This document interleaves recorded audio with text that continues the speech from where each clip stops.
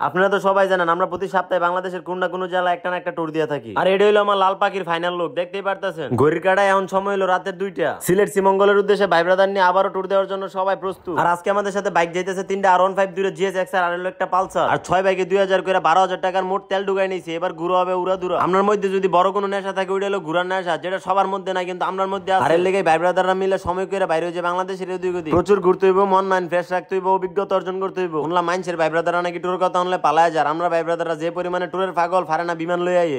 আমরা এই ট্যুরও পালসার গাড়ি গেছে একটার, বাকিগুলো সব স্পোর্টস বাইক। এর মধ্যে GSX আর 150 আর R15 B3 এই বাইকগুলো পুরো সিলেটি পাগলার মতো দৌড়াইছি, কিন্তু তেমন কোনো সমস্যা করে নাই। কিন্তু পালসারটা এমন সমস্যা করেছে যেটা আপনারা ফুল ভিডিওগুলো দেখলে হয়তো বা বুঝতে পারবেন। আমরা সব ডিগারের মধ্যে অলরেডি লুট দেওয়া কমপ্লিট, বাকি একটা গাড়ি রয়েছে যেটার মধ্যে এখনো লুট দেওয়া হয় না। এটার জন্য সবাই বেশি অপেক্ষা করতেছে। আর এইদিকে আমি বাইকে বইয়ে শুনলাম আরেকজন জ্ঞান দিতেছে চোখ কান খোলা রেখে টাইপ করতো। সেটা বড় কথা না, বড় কথা হলো রাত্রেবেলা বাইকে ট্যুর, যদিও একটু রিক্সি তাও আমরা এটাই ভালোবাসি। চলেন দেরি না করে যাওয়া যাক। আর আপনারা যারা যারা এখন আমার পেজটা ফলো করেন না সবাই একটু গুতাদা ফলোটা করে দিন।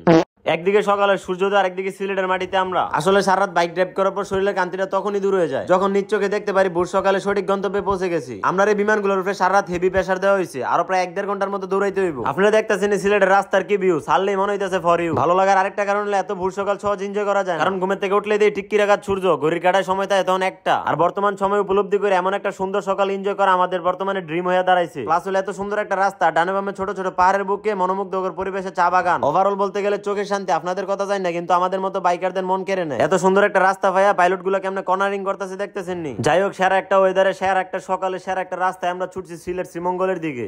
তারপর ঘন্টা দেড়েক রাইড করে ডিস্ট্রিক্টটা ওভারটেক করে হঠাৎ করে হাতের বামে সাইডে আমরা সবাই চলেছি বিখ্যাত সেই জনপ্রিয় চায়ের দেশে। আর এনো সবাই আগে ছবি তুলে লয়, কিন্তু আমরা ছবি তুলতাম না, কারণ আমরা এখন অনেক কাজ বাকি। সূর্য ওঠার আগে গিয়ে রুম সিলেক্ট করতে হইব, তাই দেরি না করে সবাই চলে গেলাম, কারণ আগে একটা রিসোর্ট খুঁজতে হইব। সারা রাত বাইক দৌড়াইতেছে সবাই, একটু তো রেস্টেরও প্রয়োজন আছে। দেখছেন ভালো রাস্তা ভাই, সবাই কেমন বাইকটা টানতেছে। আর বর্তমানে আমার গাড়ি ড্রাইভে আছে শাওন ভাই, এলো কর্নার। আর আমরা এই রাস্তাটা দিয়ে রাইড করার সময় খেয়াল করলাম পুরোটা রাস্তায় ফাঁকা, মাঝে মধ্যে 2-1টা ট্রাক যায়, তাও মালে, যার কারণে বলতে গেলে টোটালি সবাই বাইক চালায় মজা পাইতেছে। প্লাস আমার গাড়িতে ইনস্টল করা ছিল এক্সজস্ট, যদি আপনাদেরকে র সাউন্ডটা শোনাই তাইলে